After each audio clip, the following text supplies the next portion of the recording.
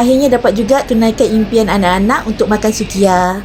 Kita beratur dulu untuk dapatkan tempat duduk. Tapi tak sangkalah hari ni tak ramai orang.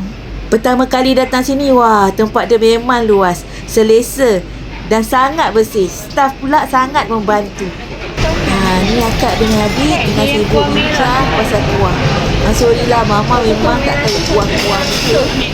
Staf ada cadangkan kuah yang sedap, macam gambar dalam ni. Pilih. A few moments later. Jadi adik dan kakak pun pilihlah kuah sukiyaki dengan kimuchi. Macam tu lah, yang pedas dengan yang soy sauce. Kami sekeluarga tak makan kambing, jadi kami ambil ayam dengan daging je dulu. Kita ambil sikit-sikit dulu, nanti kita boleh tambah lagi. Sambil tu kita pergi tengok kat table dia yang letak makanan tu ada apa lagi. Banyak jenis sayur. Sayur macam-macam jenis sayur ada.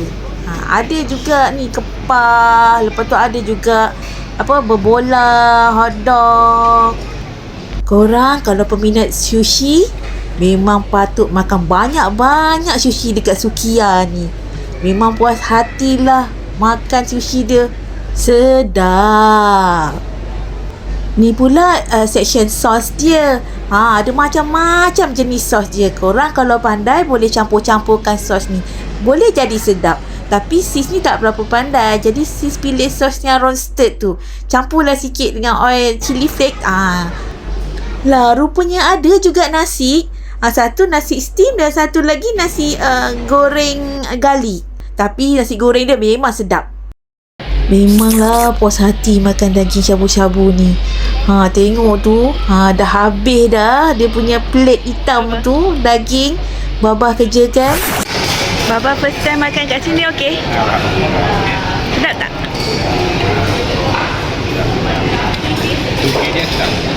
Okey, sedap.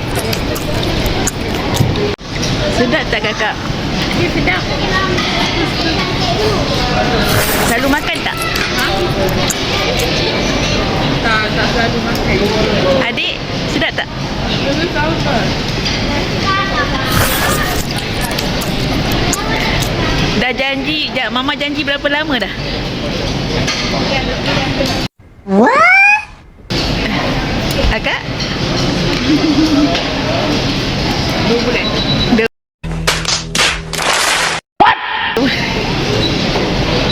Tak boleh kacau orang sebelah ni. Oi, sedapnya dia makan. Menikmati sungguh. Hai, si adik ni. Dari tadi dia asyik kerjakan sushi je. Jangan risau, air dengan aiskrim ada disediakan. Tinggal ambil je. Yang ni second round kami. Tambah lagi. Tengok dah bertingkat-tingkat tu. Plate hitam tu, sushinya. Wah, tengok. Tak ingat masing-masing. Dah masing-masing sesandar kekenyangan. Sebelum sis lupa nak bagi tahu, yang kita hanya makan dibenarkan selama 2 jam sahaja. Kena habiskan makanan. Jangan ada pembaziran, okey? Harga, sis pergi waktu weekend, jadi harga dalam RM51 seorang. Habis je kenyang, kami dah nak balik. Sambil-sambil balik tu, lalu-lalu nampaklah pula. Ni apa ni? Transformer ke? Iron Man. Ni lah nampak ni, ada koleksi ni. Besarnya, dahsyatnya. Mesti mahal ni kan? Wow, hebatnya. Sibuklah orang ni. Kacau. Kita ambil lah gambar skeping 2 buat kenangan. Cantik tempat ni. Cantik tempat ni. Tempat ni ada patung macam Adiwira. Semua Adiwira tu ada. Tengok depan tu besar-besar kan.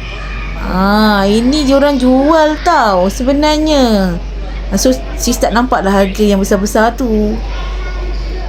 Tempat ni sebenarnya kafe, boleh masuk dalam tu, tapi sis tak masuk lah sebabnya dah nak balik kan. Lagi satu dah kenyang pun.